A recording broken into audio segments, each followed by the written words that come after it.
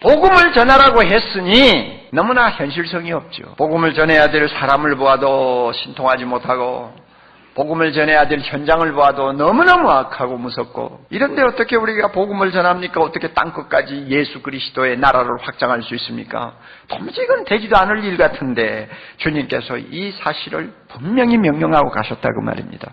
그러면 이 난제를 푸는 열쇠가 뭐냐? 열쇠가 있습니다. 성령입니다. 잘 기억하세요. 별 수 없는 존재죠. 이 별 수 없는 존재의 문제를 해결할 수 있는 키가 성령이에요. 이 세상 악하죠? 이 악한 세상을 어떻게 우리가 다룰 수 있습니까? 그것을 다룰 수 있는 열쇠가 성령이라고 말입니다. 성령의 능력이라 말입니다. 성령의 능력을 받으면 우리는 강해집니다. 얼마만큼 강해지느냐? 예수님만큼 강해집니다. 우리가 성령의 능력을 받으면 아무리 세상이 악하고 어두워도 우리 앞에 대적하지 못하는, 적수가 되지 못하는 존재가 되어버립니다. 성령이 키입니다. 이것은 예수님을 통해서 이미 입증이 되었습니다. 예수님은 하나님의 아들이십니다. 할렐루야. 그가 세상에 오셨지 않습니까? 아무리 연약한 인간의 몸을 입고 오셨다고 할지라도 하나님의 아들이 오셨는데요, 벌써 그분 자신이 이 세상의 모든 권세를 지배할 수 있는 영광을 갖고 계시죠. 그럼에도 불구하고 그가 세상에 오셔서 일할 동안에는 모든 것을 성령에게 의탁했습니다. 성령이 말하게 하시니까 말하셨고, 성령이 전도하게 하시니까 전도하셨고, 성령이 병든 자를 고치게 하시니까 고치게 하셨고, 성령이 나중에 죽은 무덤에서 일어나게 하시니까 예수님이 일어나셨어요. 전적으로 성령에게 예수님이 의탁하셨어요. 사도행전 10장 38절에 그 사실을 이렇게 말씀합니다.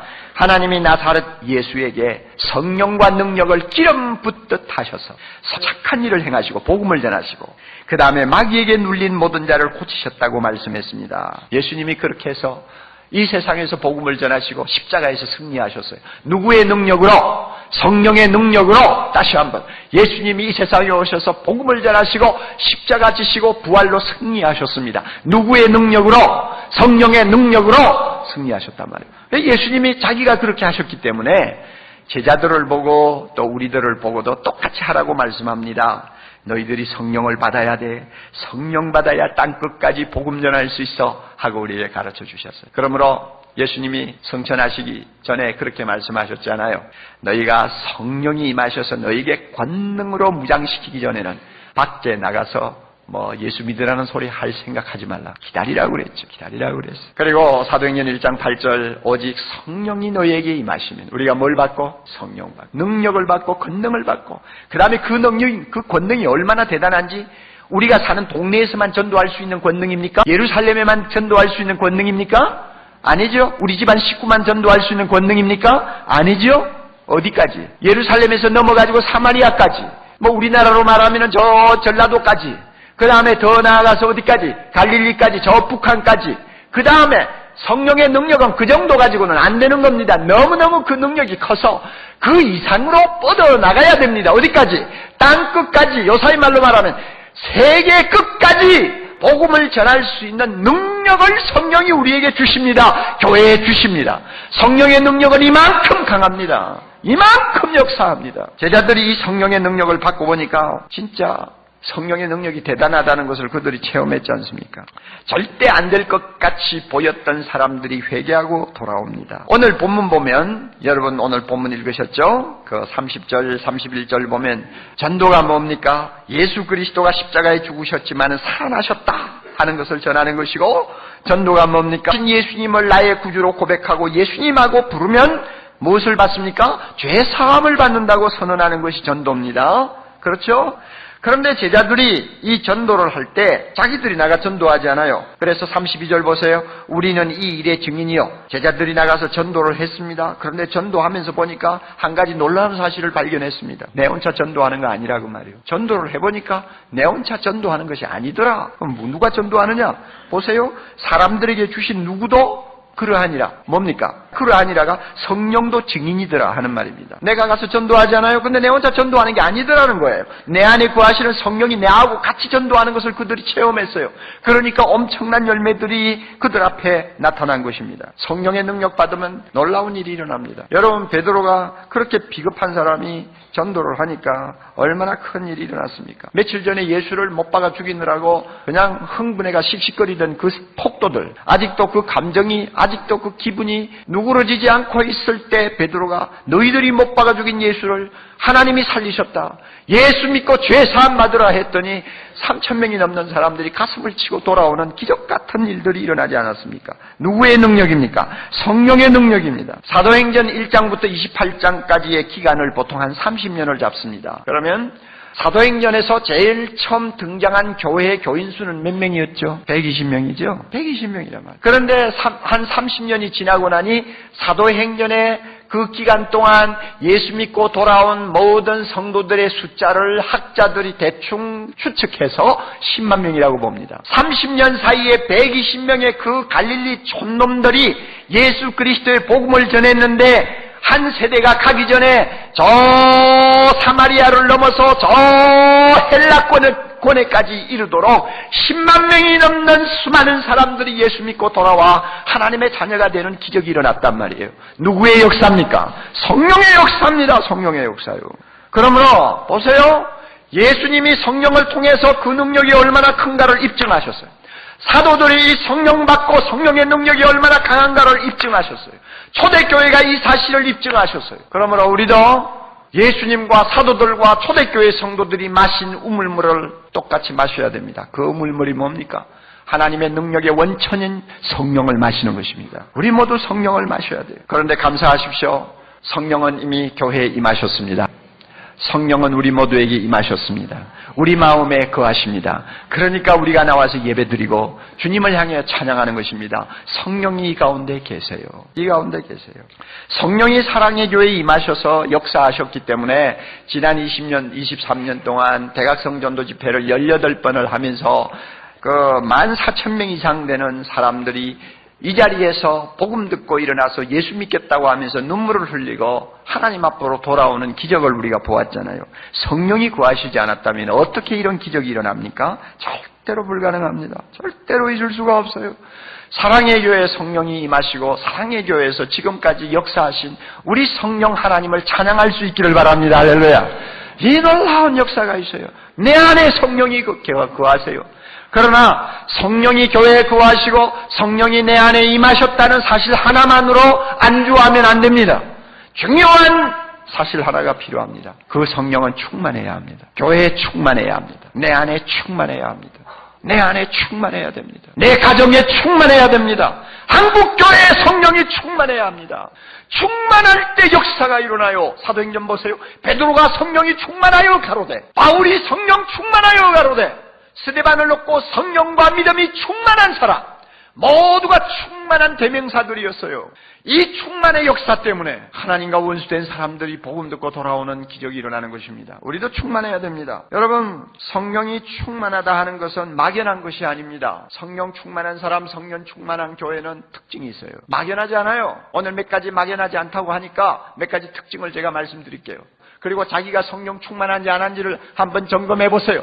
만약에 성령 충만하지 못하다면 여러분은 충만하기를 사모하는 사람 되어야 합니다. 막연한 거 아니라니까요. 성령 충만하면 첫째 입이 열립니다. 입이 열려요. 오순절다락방에 임한 성령은 제일 먼저 120명의 입을 열어놨습니다. 꼭 다물고 있던 사람들의 입을 열고 하나님의 큰일 복음 예수 그리스도를 증거할 수 있도록 입을 열었어요. 그래가지고 온 예루살렘이 막 소동이 일어날 정도로 막 소리를 지르게 만들어놨어요. 여러분, 성령 충만한 사람은요, 안 믿는 사람 옆에 두고 가만히 앉아있지 못합니다. 저 영혼을 어떻게 구원할 수 있을까? 어떻게, 뭐가 그냥 마음이 답답해가지고 입을 안 열면 못 견뎌요. 어쩌다가 입을 열지 않고 그냥 피곤해가지고 입 딱 다물고 그냥 놓쳐버리고 나면 집에 들어와서 마음이 편치를 않아요. 여러분, 누가 우리 안에 충만한 것입니까? 성령이 충만한 사람이니까 그런 감정이 일어나는 것입니다. 아시겠어요? 알아요? 몰라요? 그리고요, 믿지 아니하는 사람, 차를 타고 가다가 만나든지, 길에서 만나든지, 커피숍에서 만나든지, 어쩌다가 우연히 동창 한 20년 전에 동창을 만났다든지 했을 때, 이상하게 말을 하고 싶어. 그런데 내가 무슨 말을 할까? 처음에는 그저 벙벙하죠. 그러나 일단, 너 교회 나가니? 예수 믿니? 하고 일단 입 열기 시작하면 그때부터는 전도 폭발을 배웠든지 말았든지 성경을 많이 알든 모르든 상관없어요. 나도 모르게 어디서 그냥 말이 줄줄 나오는지. 누가 하는 말이에요? 약간 주책 없는 말도 들어가 있지만은, 그러나 진짜 키포인트는 누가 주시는 말씀이에요? 성령이 주시는 말씀이에요. 왜 이런 성령의 말씀이 내 입을 통해서 나옵니까?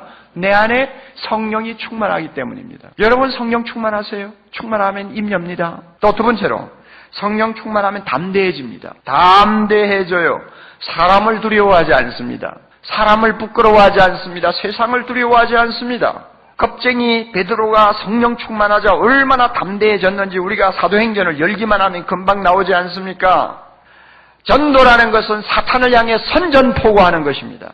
내가 벌써 전도지 들고 나간다! 사탄을 향해 선전포고하는 것입니다. 그러므로 기독교를 일컬어서 전투하는 종교라고 그래요. 지금도 사탄은 막강한 힘을 가지고 교회를 핍박하는 데 성공하고 있습니다. 전 세계적으로 얼마나 혹독하게 교회를 핍박하는지요. 전도하려고 하는 사람들을 얼마나 못살게 구는지 압니까? 여러분, 데이빗 바렛이라고 하는 유명한 통계학자가 있습니다. 그 사람의 통계에 의하면은 1900년대에 복음을 전하다가 끌려가 죽은 순교자들, 그 다음에 예수 믿지 않겠다는 말을 하지 않기 때문에 믿음 지키다가 죽은 순교자들이 얼마나 되느냐? 1년에 15만 명이 된다고 통계를 내놨어요. 그러므로 하루에 약 400명 꼴이 지구 도처에서 예수님 때문에 목숨을 잃는다는 이야기예요. 북한에 있는 저 참혹한 핍박까지 다 포함이 되는지는 모르겠어요. 이만큼 사탄은 오늘 자기 때가 얼마 남지 아니한 줄 알고 집요하게 갖은 수단 방법 다 동원해서 복음을 전하지 못하도록 핍박하고 복음을 듣고 예수님을 나의 구주로 고백하는 자들을 못 살게 구는 거, 우리가 이걸 알아야 됩니다. 그러나 여러분, 아무리 사탄이 아우성을 쳐도 우리가 성령 충만하면 복음이 사탄의 역사를 우리는 다 짓밟고 승리할 수 있습니다. 할렐루야. 왜냐하면 예수님이 승리하셨기 때문입니다. 그러므로 담대해져요. 여러분, 사람 보고 막 겁이 나요? 전도하려고 하면 막 부끄러워요? 아직도 충만하지 못한 사람이에요. 기도하셔야 돼요. 주님 충만하게 해주세요. 술 먹고 길거리에서 갈지짝 걸음 걷고 비틀거리는 건 하나도 부끄러운 줄 생각 안 하는 인간들이 한 영혼을 영원한 죽음에서 구원해서 하나님의 거룩한 백성 만들려고 좀 수고하는 그것을 부끄럽게 생각한다. 이것은 성령 충만하지 못해서 나오는 인간적인 반응이에요. 담대해집니다. 세 번째로 성령 충만하면 표적과 기사가 일어납니다. 마가복음 16장 17절 이하에 주님이 말씀하셨어요. 믿는 자에게는 이런 표적이 따르리니 하고는 귀신을 쫓아내기도 하고 새 방언을 말하고 뱀을 집으며 독을 마셔도 상하지 아니하는 기적이 일어난다고 말씀하셨습니다. 누구의 이름으로 나갑니까? 예수의 이름으로 나갑니다. 예수 이름 자체가 권능이 있어요. 우리 안에 이미 누가 거하십니까? 성령이 거하시고 충만합니다. 그거 하나만으로도 얼마든지 됩니다. 그러므로 지난 23년 동안 사랑의 교회가 무슨 표적 기사 요란한 것을 우리가 보지 않았다 할지라도 수많은 심령이 어두움의 쇠사슬을 끊고 주님 앞으로 나올 수 있었던 것은 예수의 이름 그 자체가, 복음 그 자체가 능력이 있기 때문에 그렇습니다. 그러나 경우에 따라서는 하나님께서 표적과 기사를 일으킵니다. 특별히요, 전도하기가 무지무지하게 어렵고 5만 가지 귀신 잡동사니가 진을 치고 있는 그런 선교지 최전방 같은 데 가면요, 하나님께서 필요할 때마다 표적 기사를 일으킵니다. 램지 맥뮬렌 박사라고 하는 분은 예일대 역사학 교수인데요, 로마 제국을 연구한 가장 권위 있는 교수로 알려져 있습니다. 로마 제국이 어떤 나라인지 아시잖아요. 황제를 신으로 섬기는 나라였습니다. 그리고 그 나라에는 5만 가지 신들이, 그리고 신하와 그 다음에 많은 귀신들이 살고 있다고 사람들이 믿고 겁을 먹고 날마다 제사를 지내는 나라였습니다. 이런 나라가 어떻게 300년 사이에 기독교 나라로 바뀌었을까? 어떻게 300년이라는 짧은 기간 안에 그 촌놈 같은 몇 사람들이 전하는 예수 그리스도의 복음 앞에 그 큰 제국이 무릎을 꿇게 되었을까? 이게 그 맥뮬런 박사에게는 굉장히 관심거리였어요. 그래서 그 300년 기간 동안에 어떻게 해서 복음이 이렇게 전 국가에 확산되었는가를 연구해서 책을 하나 낸 것이 있습니다. 그 책에 보면 그 당시에 기독교가 그렇게 로마 제국을 정복할 수 있었던 여러 가지 이유가 있지만 그 가운데서 가장 두드러지는 이유가 뭐냐 하면 귀신을 쫓아내는 능력이 탁월했다는 것이, 표적이 일어난 거죠. 그러니까 여러분 무슨 귀신이도 모르고 귀신에 들려가지고 헛소리하고 떠들고 하는 사람들, 전도하는 사람이 가가지고 예수 이름으로 물러가라 하니까 그저 깨끗하게 물러가고 새 사람 되고 예수 믿고 돌아오고, 그 다음에 어떤 신전에 가가지고 예수 믿는 사람들이 한마디 전하니까 그 신전에 있는 모든 것들이 그저 수라장이 되어버리는 역사가 일어나고, 이런 소위 하나님과 그 다음에 하나님보다도 못한 열등 신하고의 어떤 대결에서 예수의 이름이 이기는 능력과 표적이 계속 나타나니까 나중에는 로마 제국을 흔들어 놓는 놀라운 역사가 일어난 것입니다. 지금도 선교지에 가면요, 그 무식한 토족들 상대로 해가지고 복음 전할 때 선교사를 통해서 표적 기사들이 많이 일어납니다. 성령 충만하면 이와 같은 표적과 기사가 우리에게도 일어날 수 있다는 것을 우리는 믿습니다. 또 성령 충만하면 놀라운 전도의 열매가 일어납니다. 예루살렘에서처럼 집단 회심이 일어납니다. 빌립보에서처럼 가족들의 회심이 일어납니다. 그리고 성경에 기록되지 아니한 수많은 개인 회심이 일어납니다. 개인적으로, 가족적으로 많은 사람이 집단적으로 회개하고 돌아오는 대부흥이 일어날 수 있다는 말입니다. 언제? 우리가 성령 충만하면요. 그러므로 여러분이 가서 전도했는데 한 사람이 예수 믿고 돌아왔어요. 여러분 성령 충만한 증거입니다. 그리고 그 사람 때문에 그 가족이 그냥 10명이 다 예수 믿고 돌아와서 교회에 나와요. 여러분 놀라운 성령에 충만한 사람인 줄을 믿으시기 바랍니다. 우리가 예수 믿으라고 하는 것은 회개를 촉구하는 것입니다. 회개를 촉구하면 하나님이 용서해 준다고 하는 약속을 주는 것입니다.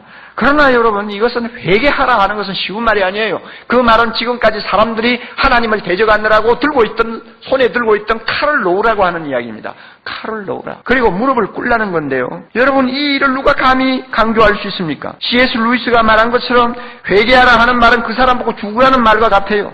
그 사람 보고 죽으라는 거예요. 일종의 죽음을 각오하라는 것인데 누가 감히 가서 사람들 보고 너 칼을 내려놓고 하나님 앞에 무릎 꿇고 죽어라, 누가 말할 수 있습니까? 그런데 그런 일들이 일어난단 말입니다.